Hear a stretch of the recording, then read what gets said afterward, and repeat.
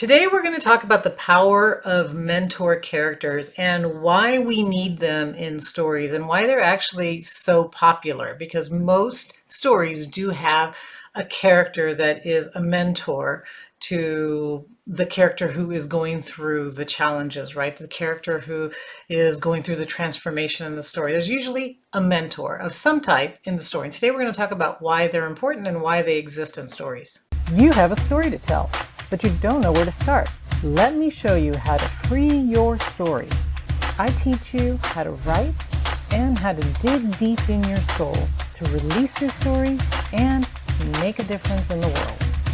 Welcome to the Julia Amante channel. If we are just meeting, I am Julia Amante. I'm a women's fiction author, and I have this channel to help writers that want to improve. You may be just starting out and you may already be a published author, but you are continuing to learn, which we all do, and can use hopefully some tips.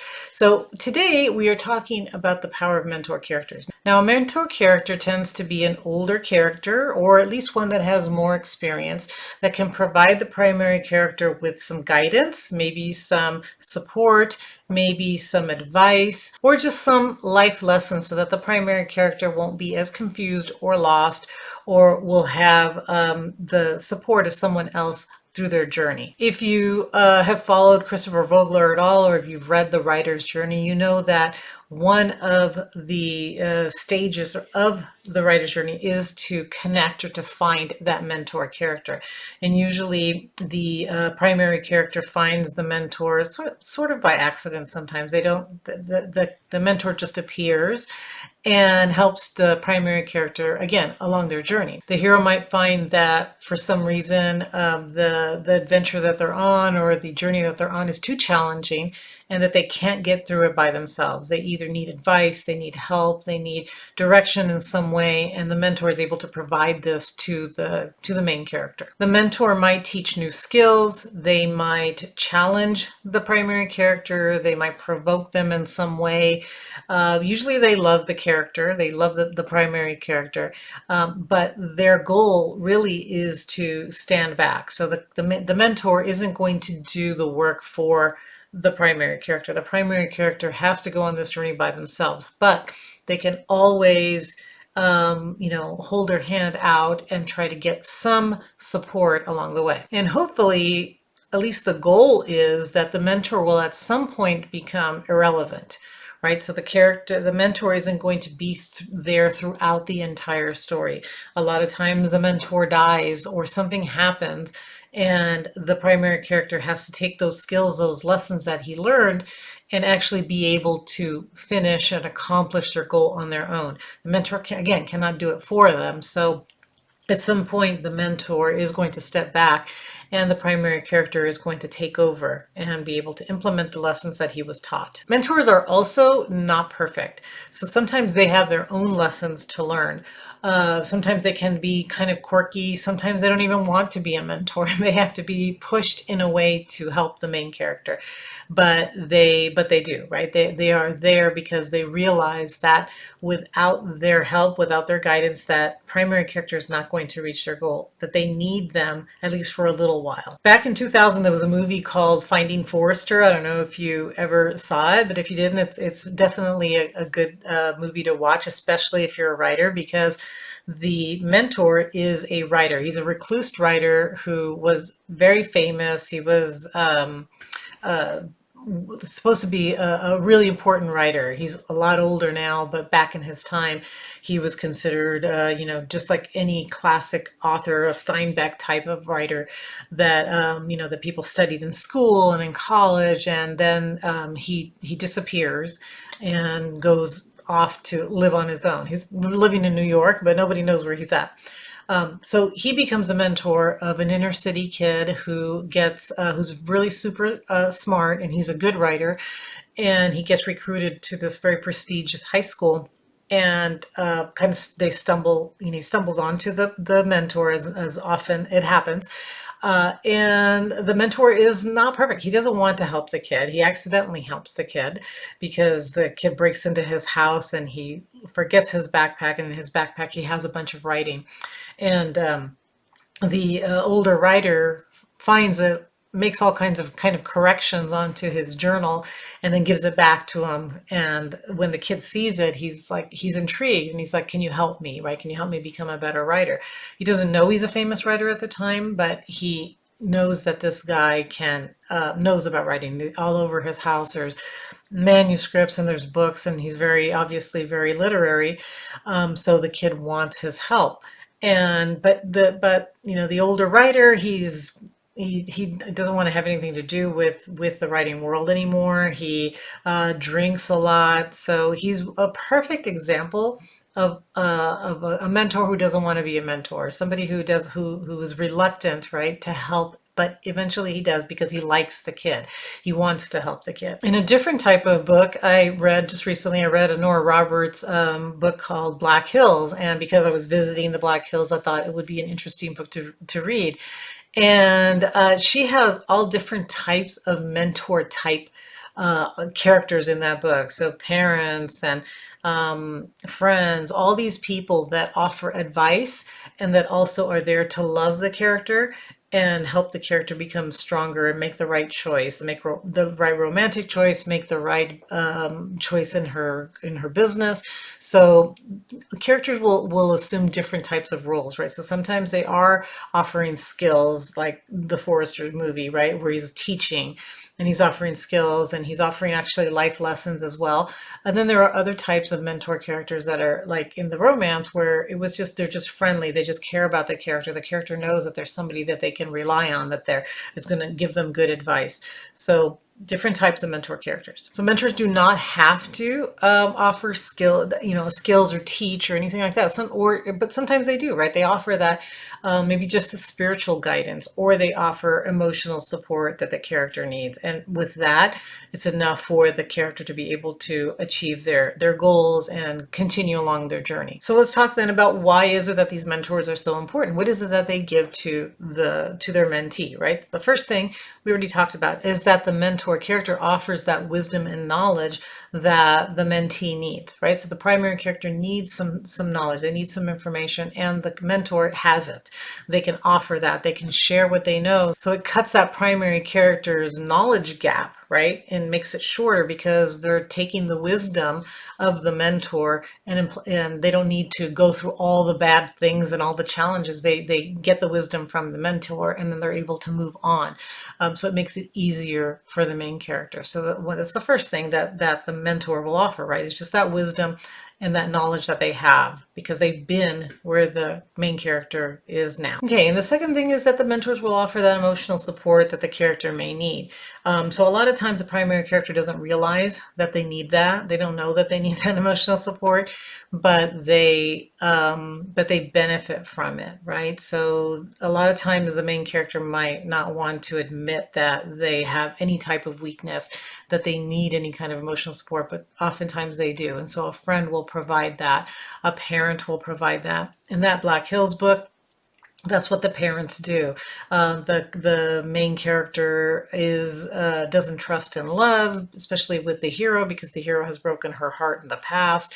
But her parent, her mom, is one of those mentors that says, you know what, he's a good man. You can trust him. He's grown, right? So she is there to offer that emotional support. And she knows that her mom would not steer her wrong, would not tell her to trust a man who is not a good man, right? So just because mom says that, it allows her to trust him a little bit more. She's able to overcome some of her fears and some of her insecurities. And because she's using her mother's, her mother as the support that she needs. So she trusts in her mother, meaning she can trust in the hero as well. One of the most powerful benefits of having a mentor character in your story is that they help the main character to transform. Now, that is the main goal of your story, is to take your character on a journey where he is going to go through this transformative experience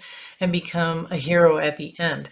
And so the mentor really helps with that by guiding them, by teaching them things. The mentor pushes the primary character past their comfort zone, right? So the character, we all have that. We all have comfort zones, and your character will as well. So a lot of times we stay in jobs that are just okay, or relationships that really aren't that good for us, or whatever. We don't take this wonderful travel experience opportunity that is given to us because it's more comfortable just to stay home. So a lot of times we miss out on things because we're afraid to move forward. We don't really want to be challenged. We want to be comfortable. And your characters are going to be the same way. They might not want to be challenged. They might not want to be pushed. And that's the job of the mentor. And I think, again, this is the most beneficial part of having a mentor, is the mentor can do that. The mentor can provoke them, can push them, can challenge them, can give them sometimes little steps or little just little things that they can do that helps them to grow and to be able to finally meet their big challenge, right? So they take these little baby steps with the mentor, and then finally they're able to take the big leap, right, on their own without the mentor later. And so even with like Finding Forrester, this is one of the things that he has them do. He has the high school kid start, in fact, by actually copying one of his stories. He says, if you don't know what to write, start writing, start copying, start typing down one of my stories. And then when you start feeling it, start changing the things and making it your own. So he shows them, he literally has a scaffold for him to follow, right? Do it this way until you can start doing it on your own. So it's a perfect example of what a mentor will do. So he slowly gives the mentee some smaller things to do and challenges him until he can do something on his own that's a lot larger and a lot more dangerous or a lot more exciting or whatever. And the fourth thing that a mentor will do for a primary character is give them or offer them some values along with those lessons, right? So I remember, when I was starting out as a teacher, as a writer, and I would look at people that already did what I was doing. So, older teachers or writers that have been writing for a long time. And it wasn't so much the skills or the knowledge that I wanted from them, but through learning what they did and how they did it, I learned more about what I wanted. So I was able to create my own goals and my own values based on what I saw them doing. And typically, when we look for mentors, right, we look at somebody that we can respect. It's the values that they have that we admire, right? So we might admire their honesty, we might admire their resilience, we might admire their kindness or their bravery or something. There's something about them that makes us want to emulate them. So your mentor characters and your stories should have that as well. What is it about them that your primary character sees, is interested in, and wants to be like? Because that's what they really want. It isn't so much the lessons, it is the skills and the lessons they're learning, but it's also that they want to be like their mentor. They want to be like that. And it's usually some value, something like that. So if you look at any movies, any books that you've read that have a mentor, whether it's like a Rocky movie or The Karate Kid or Finding Forrester, you will see that there's something that those mentors have that the primary character really admires. Another movie that I really liked a lot was The Dead Poets Society. And what was that teacher, that mentor teaching these children? He was teaching them to find their own voice, right? To follow their dreams and to follow their voice, to find their own voice and follow that. And the young students really they were drawn to him because of that, right? Because nobody else had said that to them. Nobody else had told them that until they met this teacher who was saying, you have your own voice inside you. You can trust that. You can follow your dreams. You can be who you want to be. Your mentor should have values that your primary character likes, admires, and wants to absorb as part of his own self. And eventually he will use that value in achieving his goal. So if it's bravery, eventually your character will, because he values bravery and because he admires it in his mentor, he will actually become brave himself so that he can, meet his challenge and he can reach his goal. And lastly, your mentor will foster independence and self-discovery. So your mentor does not want the primary character to to need him forever, right? Like we mentioned, at some point your mentor will become irrelevant because the mentor allows the mentee to discover things on his own, to learn things on his own, to become independent so that he can finally meet his challenge at the end without the need of the mentor anymore. And so that is, that's part of that journey that they have to take together, where the primary character eventually leaves the mentor and goes on his own. So hopefully you can see that it really is important for your character to have a mentor. When I first read this stage in the writer's journey, in Vogler's book, I kind of resisted it. It's like, well, not every character needs a mentor, right? Why should they need them? And there might be some stories where that part is not needed. But the more stories I wrote, the more I realized that yes, every character does need a mentor type of character in the story. It doesn't have to be the Yoda. It doesn't have to be the Karate Kid, Mr. Miyagi, right? It doesn't have to be somebody that is there to give all the lessons and all the skills. It can just be maybe a sounding board. So some characters may not need all of that. They might need someone just to talk to, somebody that they go have a drink with, somebody that is there, again, like a parent that they can return to if they need that emotional support. So I think that mentors are necessary and that almost every single story should have one. I think that Vogler was very smart to add that to the writer's journey, that is one of the stages that and it's, it's a stage, but it's just one of the elements that good stories have, is they have a mentor character that can help the primary character reach their goal and, go through that journey successfully. So I hope that I've convinced you, and I hope that you do actually include mentor characters in your story, and that you kind of see why they are so important and what they really do provide to the story. So if this has been helpful, again, please hit the like and your share button. That does help me. And please return next Friday for my next tip. Also, if you subscribe, it'll tell you when my next video is released. All right, I'll see you next week. Bye-bye.